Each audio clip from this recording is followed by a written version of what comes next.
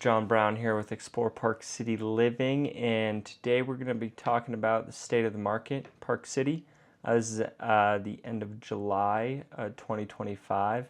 So you've probably heard everything from the market's crashing to it's never been hotter, and really the truth is it's a mixed bag here. This is what I'm seeing on the ground in Park City. So we got 50% of closings are cash. That's about double the national average. And luxury homes and condos often just skip financing altogether in these price thresholds here in Park City. Lenders capping around 3 million. So basically anything more than 3 million is coming to the table with cash or portfolio loans, but it's not directly tied to the property as debt. It's probably just like their whole portfolio they're leveraging against. So basically, you're not just having a normal mortgage on most of the houses sold in Park City. Buyers are buying for the lifestyle here, not flipping. So they're not chasing short-term rate savings. Cash really lets most people move in fast, be competitive, and it's probably just where they like to park their cash, and that really gives a lot of stability to the market. As we just went over stats for Q2, and you can kind of see that where the rest of the national average is lacking, we are staying pretty steady, which definitely attests to having that much stuff bought with cash. So it definitely insulates our market. That being said, it's not like we're immune to everything. Inventory has returned to pre-COVID normal. Like as of a couple weeks ago, we just hit that pre-COVID normal inventory levels, but we still say there's nothing to sell. Like it's funny because there's a lot of inventory kind of in hotbeds going off, and it still feels like we don't have a huge amount of inventory. Also, the inventory right now is just awkward, old, or needs work, or just not in the best location. I think people are maybe trying to get out of things that doesn't work for them, or they bought because it was such quick things. It's like, go just grab something. And then now they're like, this is actually not what I wanted. This is just what I was able to get during, 2021 or something. Most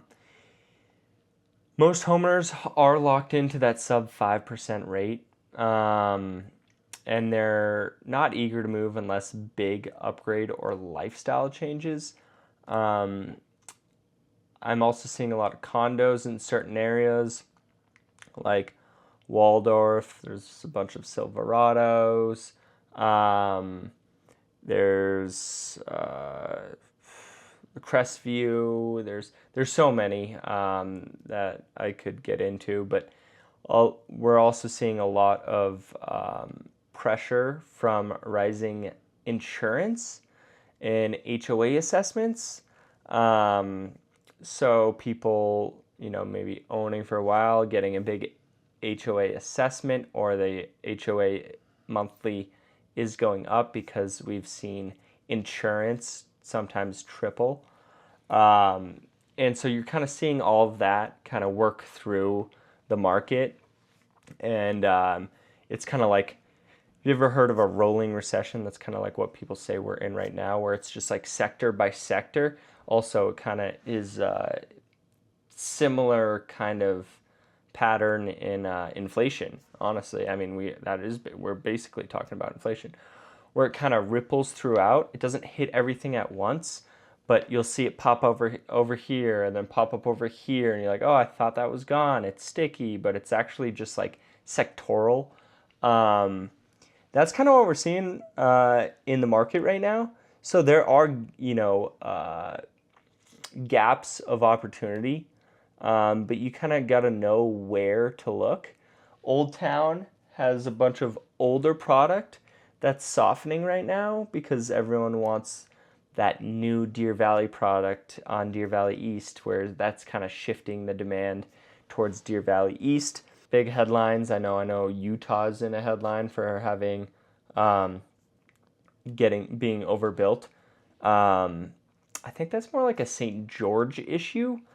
We're not overbuilt. We're just weirdly segmented, like I was saying earlier. Maybe there's a pocket here that had a little too many builds, just like in a little pocket. For instance, some units are selling below 2022, 2023 highs in spots like Silver Creek Village or Black Rock Ridge, where Silver Creek Village had so many units, just an insane amount of density come online. And I had I had a client in 2022, I believe it was, and he was like, should I buy in these two locations? And one of them was Silver Creek Village. And I mean, I'd love to actually bring up the one moment. All right, so I got the email up. It's actually April 21st, 2021. And they were asking, they were, weighing the pros and cons between Discovery Ridge and Silver Creek. And I put, a couple pros. Nightly rentals, you can, some units you can lock out and create two separate units. So you can rent something out while you live there. 5 to 7 years, there could be more infrastructure like a grocery store, park-like areas, concert venue. But then for the cons, it's lower end build quality, 900 townhomes and condo units rolling over the next 5 years, capping a ceiling of appreciation because you're always going to be,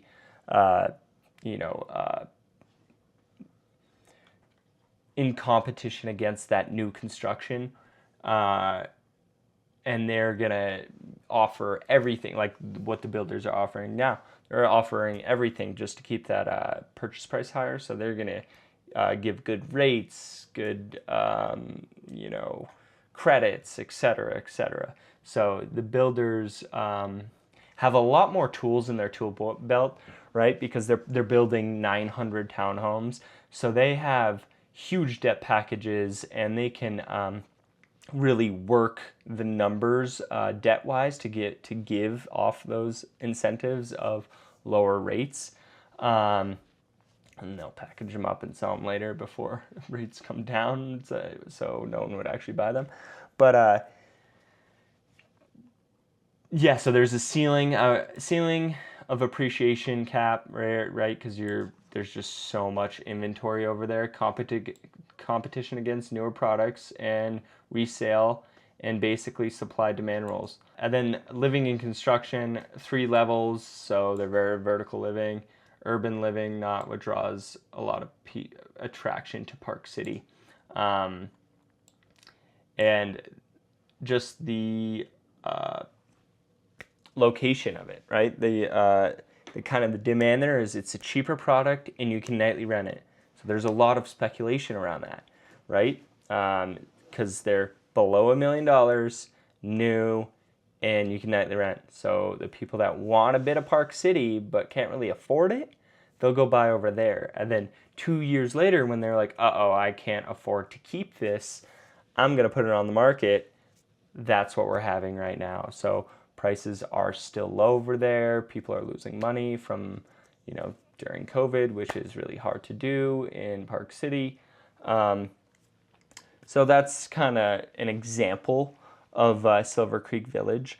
But also Black Rock Ridge is also kind of having a race to the bottom too, with all the inventory popping up over there. And I think that's more of just the hype and demand, or the hype around Deer Valley East, and that was the only stuff built that was close proximity, but it was on that northeast side of the Jordanelle, so you can't see Deer Valley East, and it's still,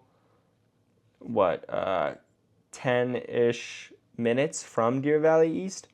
So they were kind of sold as like, oh, you're going to get this huge bump from Deer Valley East Village, and then that has kind of died out because it's not really in the pocket of true demand. So it's kind of releasing there. Also, there's not as much infrastructure there, and it's not like being plastered that there will be. So that's another pocket that's kind of losing some value on that east side of the Jordanelle that isn't quite close enough to Deer Valley East Village. I just sold a house there. It was like six bedroom house, and we got it for $1 million less than they listed it, and the person lost money. So there's good deals over there as well, and to be honest, I like that area. My sister lives over there. It's a great area. They just were overhyped a little bit, oversold, and then people that are trying to get into Park City get buy a little bit more for their money, kind of realizing that the rents aren't as good as they were told, and then they have to offload it because they didn't buy it with cash, and it's just like more of a speculation. Product matters more than pricing alone. Focus on where demand is fading and why. Like I was just saying, Black Rock Ridge, demand's fading because it's not really, in that proximity to Deer Valley East.